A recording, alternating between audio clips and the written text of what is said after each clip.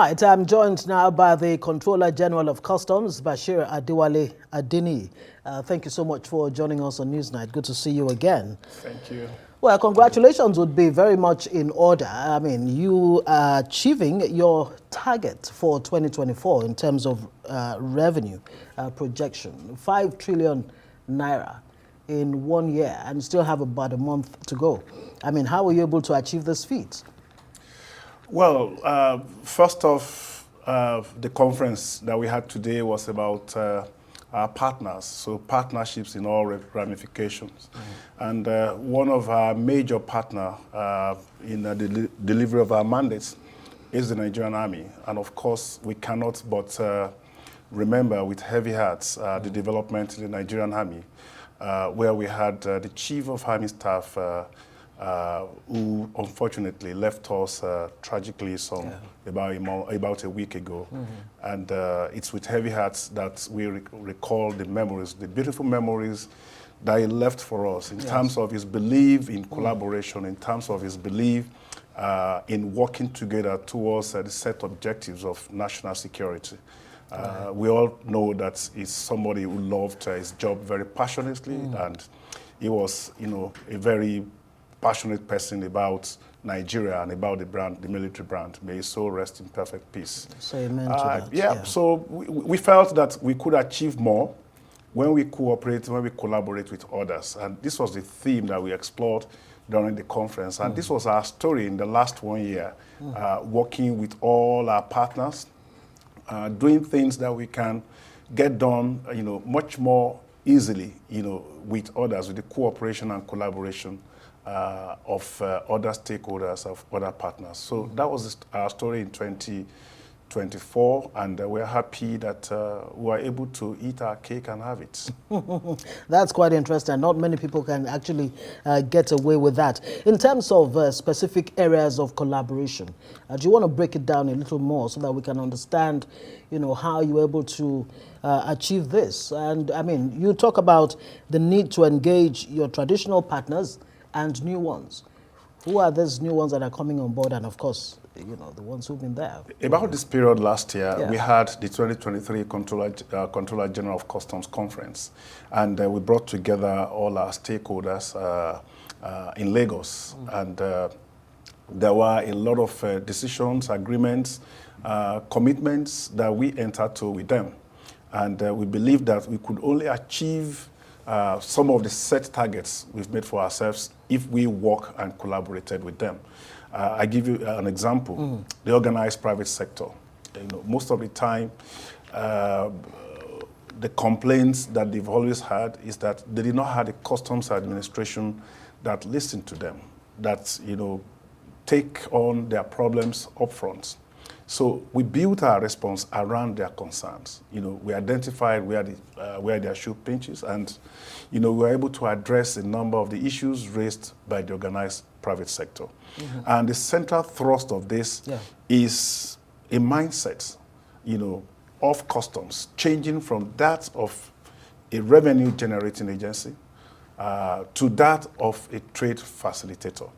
So, we looked at the entire environments in which we conduct international trade around our ports, around our border stations, around our airports, and we brought in place reforms, initiatives, new processes, new procedures that speaks to reducing the costs and the time it takes business in all of these places. And we're happy that some of those initiatives, like the Authorized Economic Operator Initiatives, which is a trusted program whereby we give some kind of VIP treatments to compliant, economic operators. Right. The advanced ruling system that allows those who are doing business with us to have in advance what they would pay in duty, for example, classification, valuation, of goods, what will happen when they show up in 6 months' time, for example, to clear their goods.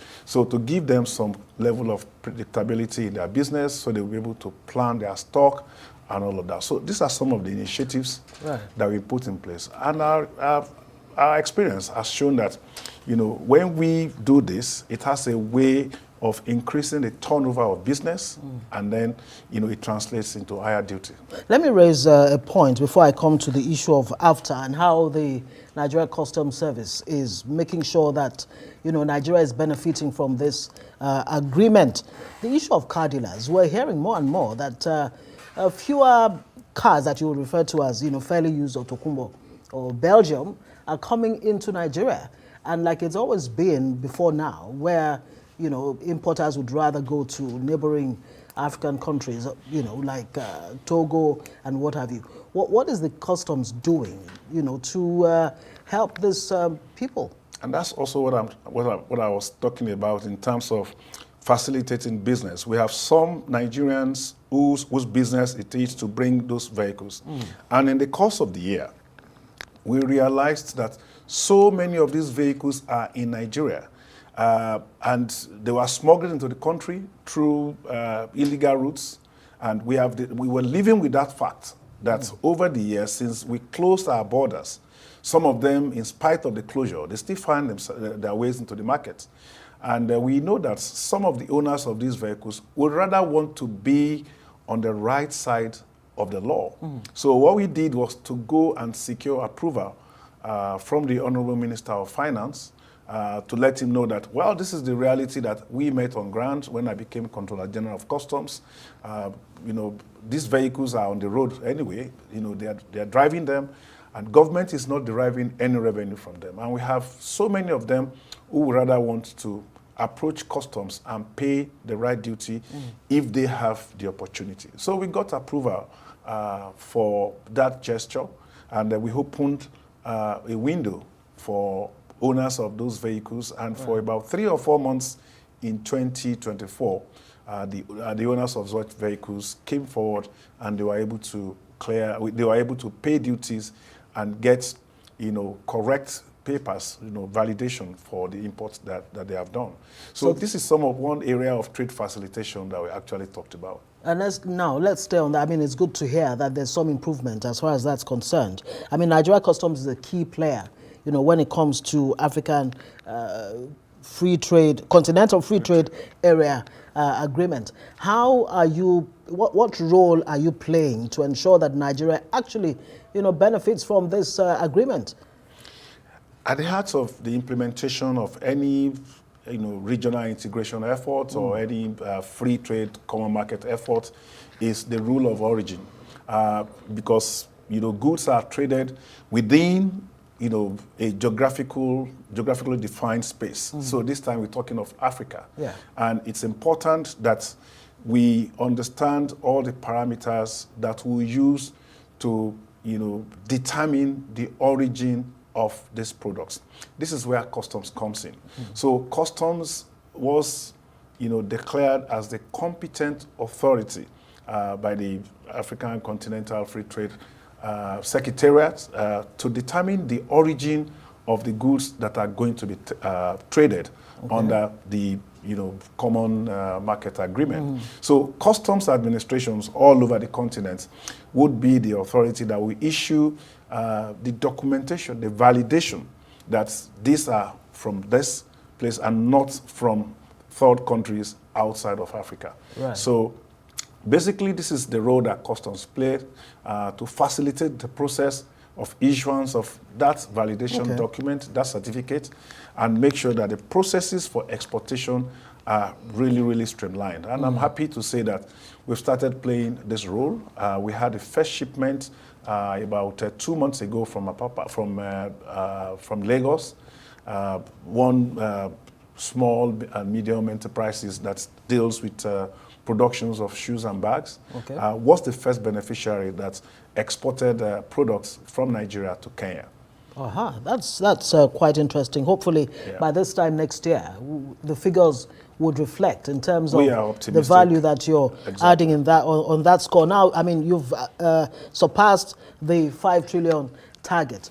What's your target for 2025, and how do you hope to get there? Well, usually targets are based on actual collection in the year, so there might be a percentage increase. Historically, it used to be something in the region of 10 to 15%. But say the year is not done yet, so we're still counting We hope that if December, proves to be the kind of peak period that it usually is, perhaps we might be coming close to 6 trillion in 2024. And then we can now say that our target there might be a percentage increase that will be on 6 trillion. Taking into consideration all other parameters, of course, exchange rates, inflation, the cargo throughput, inflation, and most importantly, of course, fiscal policy. Halfway into the year, there was a suspension of customs duty on food items, for example. There was an executive order on medicaments, equipment that are needed in the healthcare. So if you have such fiscal policies, or if they are rolled over to 2025, they would constitute a significant reduction in our revenue. Perhaps we could. The exemption of duty has not actually been enforced since that order or directive. No, I can tell you that it has been enforced. We've had a number of approvals, particularly for rice. Okay. Host rice, that's what the policy says. Right. So, and these are bulk cargo, so they are heavy duty paying items. I'm being wrapped up now, but I'd like to very quickly, because you cannot tell us that things are just, A-okay for the customs. Where are the challenges and how do you hope to overcome them in the coming year? There are a number of challenges that are real, that are very, very real. Funding is one of them. We're trying to pursue a modernization program, a very ambitious modernization program. It requires a lot of funding. There is a serious generation gap. It's a big crisis that is stacking us on the face. I made reference to it earlier today during the conference. So many of our very senior officers have been retiring in the last 2-3 years. Some of them are retiring this year. Some of them will be up for retirement next year. So we need a conscious approach to build the next generation of officers who will fill this gap that will be created by the exits of very senior officers. Very important point. Thank you so much for joining us on Newsnight. Bashir Adewale Adeniyi is Controller General of the Nigeria Customs. Thank you.